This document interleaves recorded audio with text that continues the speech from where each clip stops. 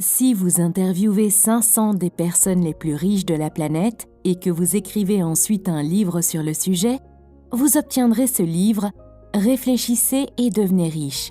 Il est écrit en 1937 par Napoléon Hill avec le soutien d'Andrew Carnegie, l'un des hommes les plus riches de son temps. Encore aujourd'hui, c'est l'un des livres de développement personnel les plus célèbres jamais écrits. La majorité des livres modernes de développement personnel ont tiré quelque chose de ce livre.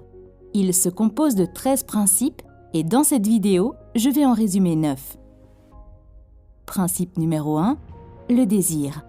Pour réussir, il est essentiel que le désir d'être grand existe en chacun de nous. Sans ce désir, il n'y aurait pas de motivation pour agir. Le simple fait de vouloir ou de souhaiter ne donnera pas de résultat, car il ne s'agit que d'un vœu pieux. Les vœux n'entraîneront que de la frustration. Ce qu'il faut, c'est un désir profond et brûlant de quelque chose qui se traduira automatiquement par des actions qui apporteront des résultats concrets. Lorsque vous vous concentrez sur le désir, vous êtes consumé par le sentiment d'avoir cette chose dans votre vie, au point de vous imaginer déjà ce que vous ressentirez si vous l'aviez dans votre vie. C'est ce désir qui vous pousse à agir qui donne des résultats.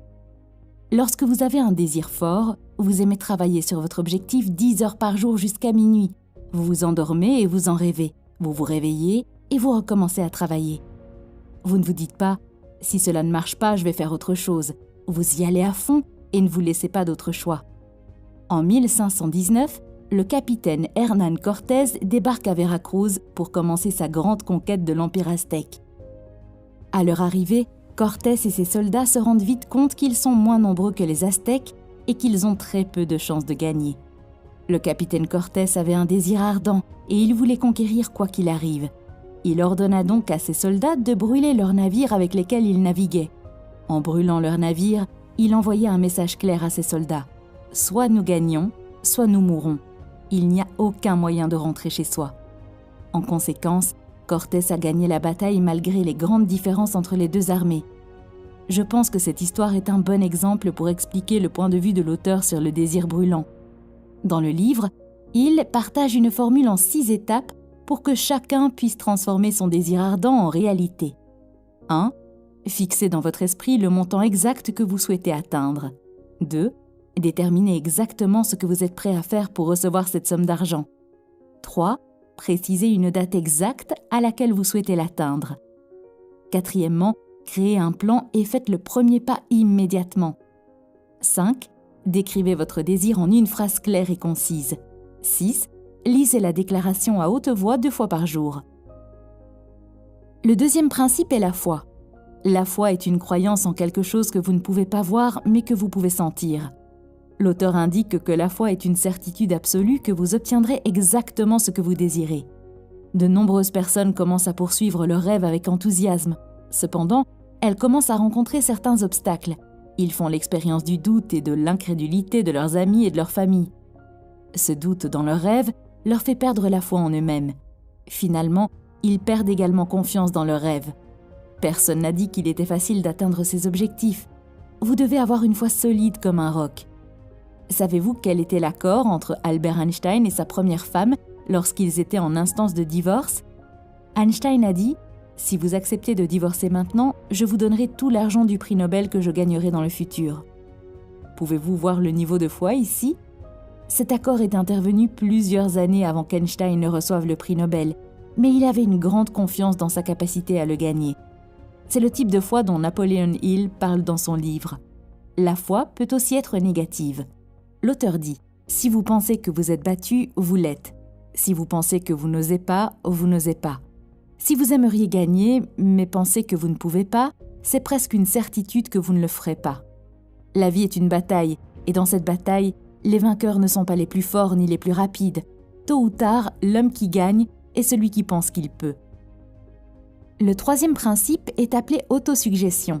L'autosuggestion est une technique qui consiste à s'enseigner à croire que l'on peut obtenir ce que l'on veut. Il écrit que pour activer l'autosuggestion, vous devez vous asseoir dans un endroit paisible et tranquille et lire votre déclaration 2 fois par jour. Visualisez et croyez que vous avez déjà réalisé votre désir. Pendant que vous visualisez, essayez d'impliquer plus de sens. Par exemple, Si votre déclaration concerne l'achat d'une nouvelle voiture, en plus de la visualisation de la voiture elle-même, visualisez-vous assis dans la voiture, touchez le volant, écoutez le bruit puissant du moteur, sentez l'odeur de l'intérieur en cuir de la voiture. Voyez les visages heureux et fiers de vos parents pendant que vous les conduisez en voiture. Il y a quelques jours, j'écoutais le milliardaire X et il m'a dit que lorsqu'il envisageait d'acheter une voiture Rolls-Royce, il se rendait à un salon auto, s'asseyait dans la voiture et sentait le cuir afin de rendre ses visualisations plus fortes. Peut-être que maintenant vous vous dites que c'est une perte de temps. Cela ne peut pas marcher. Mais laissez-moi vous expliquer un fait. Votre cerveau ne fait pas la différence entre la réalité et l'illusion. Du point de vue du cerveau, jouer physiquement du piano et penser à jouer du piano est la même chose. Lorsque vous commencez à visualiser un objectif, vous semez la graine de cet objectif. Et lorsque vous le visualisez à plusieurs reprises, vous l'arrosez pour qu'elle pousse et vous donne des fruits. Vous avez peut-être remarqué que lorsque vous commencez à penser à un objectif, vous voyez soudain de plus en plus de choses liées à cet objectif. Même si vous n'y pensez pas, votre cerveau commence automatiquement à diriger votre attention vers les choses qui sont liées à votre objectif. C'est pour cette raison que vous obtenez soudain une solution ou une idée brillante qui sort de nulle part. Le 4e principe concerne l'importance des connaissances spécialisées. Il recommande fortement de devenir un spécialiste plutôt qu'un généraliste. Si l'acquisition de connaissances générales garantissait le succès, vos professeurs et enseignants feraient partie des personnes les plus riches du pays. Cependant, c'est loin d'être le cas. Le simple fait d'avoir des connaissances ne fait pas de quelqu'un une personne intelligente, ou même une personne qui réussit. Le succès et le pouvoir s'acquièrent grâce à des connaissances spécialisées très organisées et intelligemment dirigées. Laissez-moi vous donner un exemple pour comprendre le pouvoir des connaissances spécialisées. Si vous cherchez un photographe pour votre mariage, engageriez-vous un type qui se concentre uniquement sur la prise de photos de mariage ou un type qui prend toutes sortes de photos? Vous choisirez très probablement le type qui est uniquement spécialisé dans la prise de photos de mariage, même s'il facture plus cher ses services. Autre exemple, si vous avez un problème cardiaque, préférez-vous être traité par un médecin généraliste ou par un chirurgien cardiaque? Je pense que vous avez déjà compris mon point de vue. Donc, quel que soit le travail que vous faites en ce moment pour atteindre votre désir ardent, essayez d'aller encore plus loin et de vous spécialiser. Honnêtement, j'admets qu'il est très difficile de devenir un spécialiste et de s'en tenir à une seule chose. D'après mon expérience, je peux vous dire qu'une fois que vous décidez de travailler sur une chose, vous finissez par vous retrouver bloqué et confronté à des difficultés. À ce moment-là, beaucoup de nouvelles idées et de nouvelles opportunités vous viennent, ce qui rend très tentant d'arrêter et de commencer à travailler sur autre chose. Ne faites pas cela, c'est la pire chose que vous puissiez faire. Ce type de comportement est une maladie et porte même un nom propre appelé syndrome de l'objet brillant, ce qui signifie que vous ne vous en tenez pas à une seule chose et que vous courez constamment après ce qui est attrayant. Le 5e principe est l'imagination. L'imagination est littéralement l'atelier où tous les plans sont créés par l'homme. Le désir, l'action prennent forme et se concrétisent grâce à l'imagination. Si vous pouvez l'imaginer, vous pouvez la créer, dit Napoléon Hill. Tout est créé 2 fois. D'abord dans l'imagination du créateur, ensuite dans le format physique. Les grandes inventions que l'on voit autour de nous, comme Google, YouTube, Facebook, ont commencé comme une simple idée dans l'esprit de leur créateur, puis ont reçu leur première forme dans le laboratoire de l'imagination, avant de devenir un vrai produit. Selon Einstein, l'imagination est beaucoup plus importante que la connaissance. Alors que la connaissance et la logique vous mènent du point A au point B, l'imagination peut vous emmener n'importe où. Peut-être qu'en ce moment même, vous regardez la vidéo et vous vous dites « Ok, tout cela semble très scientifique et fantaisiste, mais je n'ai pas une imagination forte et je ne sais pas comment l'améliorer. » Avant de vous donner une réponse, laissez-moi vous dire une chose. L'imagination est comme un muscle.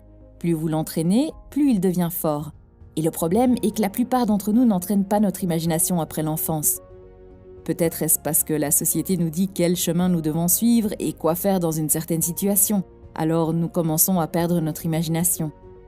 Si vous n'avez pas une forte imagination, alors vous devez commencer à l'entraîner de la même manière que vous allez à la salle de sport et que vous entraînez votre corps.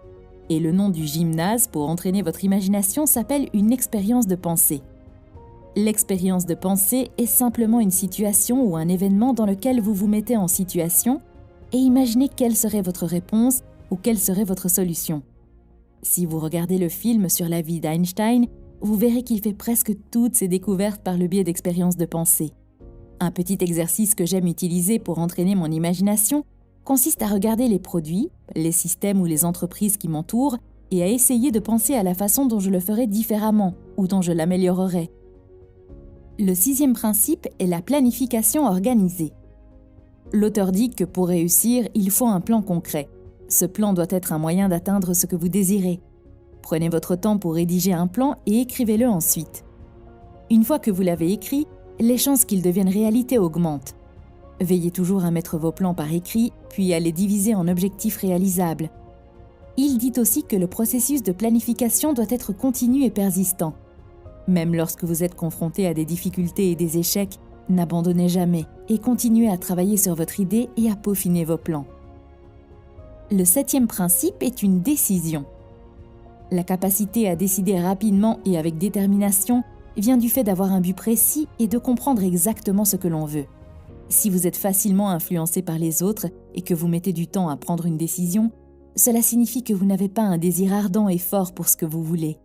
Vous devez utiliser votre propre cerveau, vos pensées, votre corps et votre âme pour prendre vos décisions et les respecter. La plupart des personnes qui ne parviennent pas à atteindre leurs objectifs sont généralement facilement influencées par les opinions des autres. Elles permettent aux journaux et aux voisins bavards de penser à leur place. Les opinions sont les marchandises les moins chères du monde. Tout le monde en a une. Quelle opinion allez-vous choisir ? Votre propre opinion ou un collègue ignorant qui n'a aucune idée de ce que vous voulez réaliser ? Même les parents, les proches et les membres de la famille vous feront du tort par le ridicule et les plaisanteries, alors qu'ils n'ont pas l'intention de le faire. Des milliers d'hommes et de femmes portent des complexes d'infériorité avec eux tout au long de leur vie, parce qu'une personne ignorante a détruit leur confiance par des opinions ou des moqueries. Vous avez un cerveau et un esprit qui vous sont propres. Utilisez-les et prenez vos propres décisions. Si vous avez besoin de faits ou d'informations provenant d'autres personnes, obtenez-les discrètement sans révéler votre but ou parlez à votre groupe de cerveau. Je parlerai du groupe de cerveau dans le dernier principe. Pour l'instant, l'une de vos premières décisions sera de garder la bouche fermée et les oreilles ouvertes. Principe 8. La persévérance. La persévérance est un facteur extrêmement important qui déterminera votre réussite dans la vie. C'est une habitude importante que vous devez acquérir pour atteindre vos objectifs. C'est la qualité la plus importante qui différencie les gagnants et les perdants. Quoi que vous commenciez à travailler, cela finira par devenir plus sombre. Il y aura un moment où tout ce qui vous entoure vous dira d'arrêter.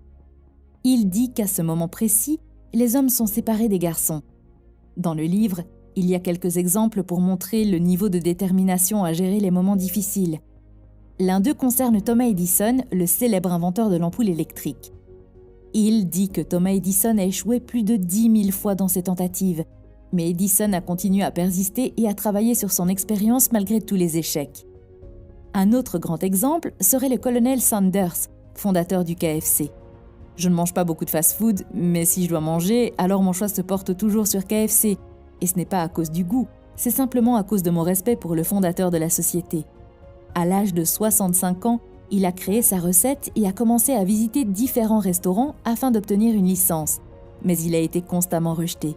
Au total, il a été rejeté 1009 fois. Finalement, le 1010e restaurant a dit oui. Et finalement, KFC est né. Beaucoup d'entre nous arrêteraient d'essayer après 10, 50 ou 100 rejets.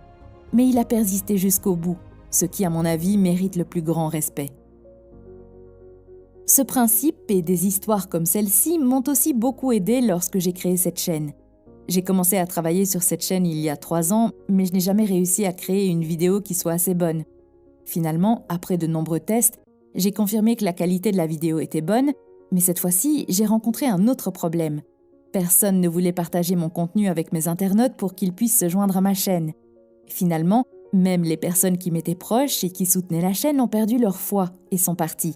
Au total, j'ai contacté plus de 1000 pages Facebook, influenceurs, youtubeurs et même individuellement des personnes susceptibles d'être intéressées, mais j'ai constamment reçu une réponse négative ou aucune réponse, à l'exception de quelques personnes qui ont manifesté leur soutien. Finalement, j'ai reçu 3 réponses positives pour la coopération, et le plus intéressant est que toutes les réponses positives sont arrivées la même semaine, et c'est la semaine où j'étais à un pas d'abandonner. Si vous êtes ici sur cette chaîne, c'est grâce au principe de cohérence. Ne vous méprenez pas, je ne dis pas cette histoire pour me vanter. J'essaie simplement de montrer l'application pratique du principe parce que les histoires sur Thomas Edison ou KFC peuvent être quelque chose de difficile à raconter, mais je suis juste une personne comme vous qui essaie de s'améliorer. Principe 10. Pouvoir du cerveau. Napoléon Hill est la personne qui a popularisé le concept de cerveau. Il croit que l'on ne peut pas réussir sans l'aide des autres. Un groupe de cerveau est un groupe de personnes partageant les mêmes idées qui se réunissent régulièrement pour se pousser vers leurs objectifs, se tenir mutuellement responsables et résoudre les problèmes ensemble. En termes simples, la combinaison de l'expérience et de la matière grise présente un avantage économique important. Par exemple, si vous êtes entouré de personnes partageant les mêmes idées et qui s'efforcent toujours de réussir et d'obtenir de meilleurs résultats, vous penserez et agirez de la même manière. Vous serez alors influencé par les gens qui vous entourent et deviendrez comme eux. D'autre part, lorsque vous vous entourez de personnes paresseuses et négatives, vous suivez le même schéma et devenez paresseux et négatif. Je suis sûre que vous avez entendu le dicton « Vous êtes la moyenne de 5 personnes avec qui vous passez la plupart de votre temps ». Si vous le pouvez, je vous recommande de lire le livre lui-même ou de regarder le film qui a été créé à partir de ce livre. Merci d'avoir regardé cette vidéo. À bientôt.